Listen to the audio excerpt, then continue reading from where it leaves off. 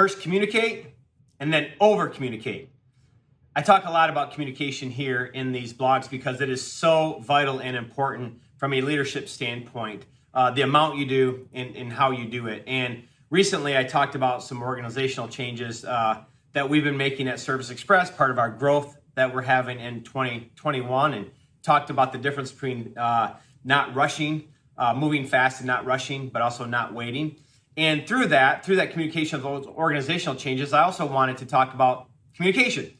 So this phrase was said to me around this time when I was announcing these changes, which is communicate and then over communicate. Because what happens when I start thinking and working on strategies at Service Express, and I begin, like when they're first coming to life, I communicate my thoughts and ideas, and people hear them, my executive team mainly, and then they react to them. Sometimes it makes sense right away. Sometimes their processing doesn't make sense right away. And so then we come back and next time we meet, which could be a week, 2 weeks, a month, whatever, we talk about it again. It starts to make a little bit more sense. And there's a process that you go through as you're thinking about new strategies for your organization, right? And then you gradually come together, if they're the right strategies and everybody agrees on it, or you gradually come apart and go, what we thought we wanted to do is not really what we want to do. So the point is you're working through all of this, right, as a leader. And then when you decide, okay, we've got the right strategies, we're ready to communicate and implement,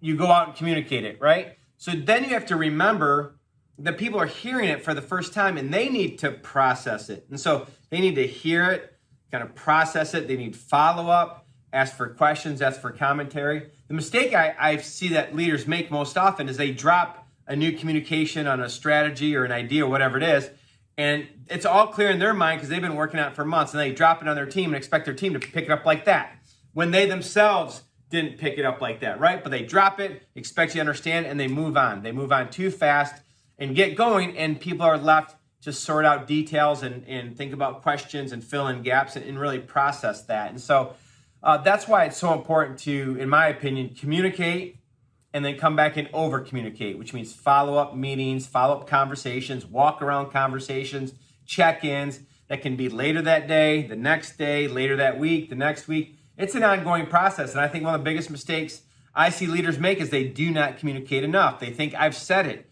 or they think I've said it twice or 3 times, and they get tired of saying it, or they think people get tired of hearing it. And probably around my communication, maybe there's times they're tired of hearing it. But more often, what I hear is they need to hear it, and they need to hear it again and continue to reinforce it as you go forward, because it takes time to process these decisions and changes. It's just human nature. It's not right or wrong. It just is what it is, and it's true for all of us. And so while we give ourselves time to process, we don't often give other people time to process. So remember, communicate and then over-communicate.